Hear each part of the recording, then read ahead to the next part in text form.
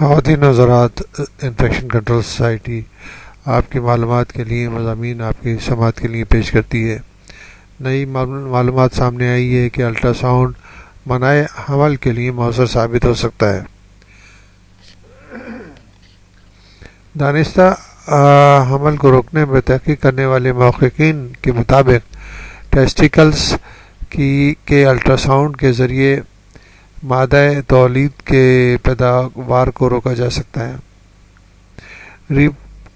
ریپروڈکٹ biology and اینڈوکرینولوجی نامی جریدے میں شائع ہونے والی تحقیق کے مطابق محققین نے دانستہ حمل کو روکنے کے لیے الٹرا ساؤنڈ کو اہم قرار دیا ہے، تاہم اس تکنیک کو استعمال کرنے کے لیے ابھی بہت سے تجربات کی ضرورت ہے۔ اس تجویز پر تحقیق کی ضرورت سب سے پہلے سن 1970 کی دہائی میں سامنے آئی، تاہم اب محققین کو یونیورسٹی آف نارتھ کیرولینا میں بل اینڈ میلنڈا گیٹس فاؤنڈیشن کی جانب سے اس پر مزید تحقیق کے لیے امداد دی گئی ہے۔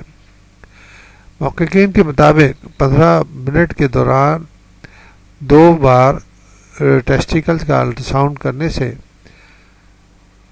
مادہ تولید کی پیداوار میں بڑی حد تک کمی دیکھی گئی ہے۔